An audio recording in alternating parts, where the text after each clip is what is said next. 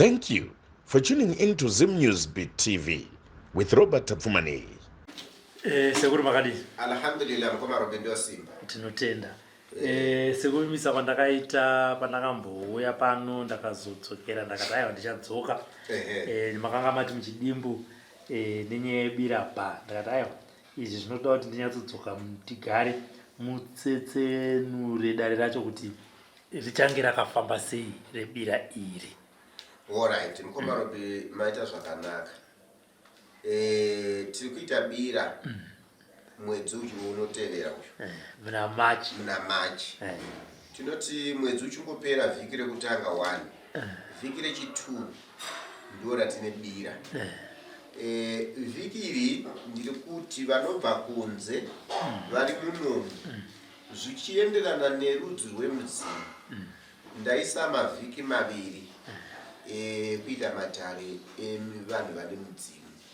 Vanhu vandakatarisa kunyanyisa mukoma robe ndeuya anenge achitaura kuti inini sekuru ndine machira emudzimu asi mudzimu wacho hausati wabuda.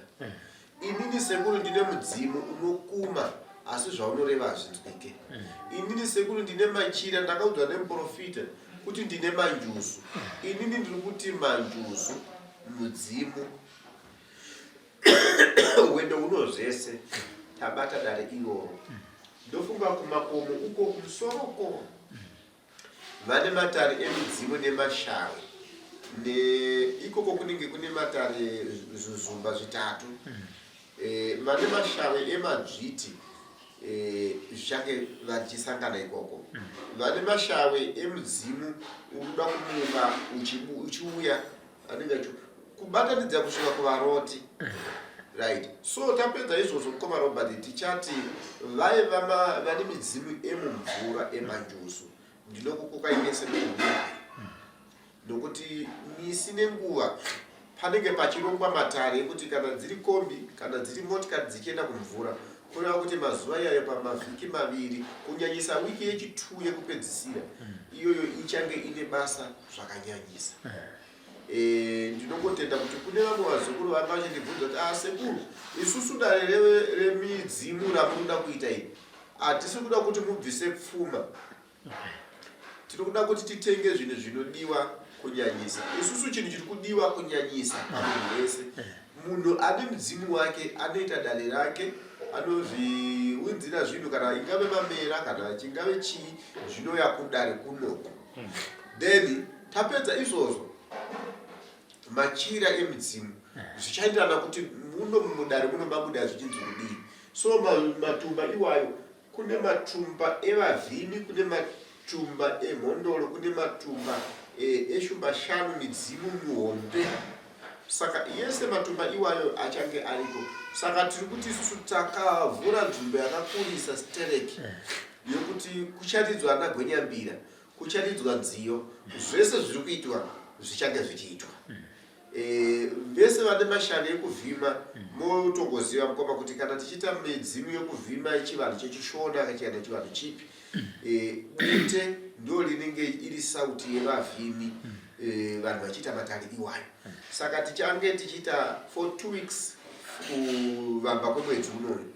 Ndiri kuti wese angava ari kupi obvunza sekuru ndai dare iroro rekumutsirwa mudzimu wako kana uripo kana wakasungwa iroro riri kuitwa pano zvakachena tichienda kumvura tichienda manika tichienda mumabhako. Saka richange richiitwa kubva mavhiki iwayo.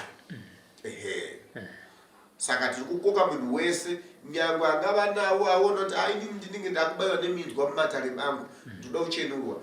Chinhu chese hakuna munhu anozviti ndinogona, munhu wese anasawira. Saka iwe ukangonzwa kuti hachambonandanzwa kuti vamisikidza dare rebira ndoda kukuwa surprise ndaona ndasvika ndinongoti alhamdulillah Mwari ngakukomborere uyai tisangane pabira iro. Anditi. Andagonyambira tichange tinavo. Anditi. Ndanzwa sekuru muchiti vane mudzimu, vane manjusu, vane chi ko vanhuwo zvavo vasina chatingati chivanhu chakatakura kana kuti chakamupfeka asi anoti ndawanawo nguva yekuti ndizotandara nevamwe ndichipirawo kumidzimu yekwangu. Alhamdulillah avo vanhu ndo vanonzi vanodiwa. tiri kuti munhu wese Alright. asi kunyanyisa ane matare sei tichiti vanhu vane matare vari kutenderera pavanofunga kuti ndiri kunomutsirwa mudzimu wake ari kuona zvinhu zvakasunama saka chiti kuti munhu wese kana akati ndindoridza ngoma achisvika unotaura mune zvakanaka pasi panzvimbo pekuti pachange pachiitika fighting kana noise inzvimbo ichange yakachengetedzwa neZimbabwe Republic Police ichange ichichengetedza nharaunda kwete kuchengetedza matara kuchengetedza nharaunda kuti pasawanike matambudziko because vamwe vanoti ndandaenda kumatare kwasekuru yeti vanhu vamira kurodhu kwakuita chifambi aiwa hapasi kuzotenderwa zvinhu zvakadaro saka vanhuvo zvavo vanogona kuuya kuzoswera vachitandara vachinwa nekumwa kuchapedza mavhiki maviri pachinwiwa handitika aiwa tatenda sekuru. For these and more stories, tune in to Zim News Bit TV with Robert Tafumani.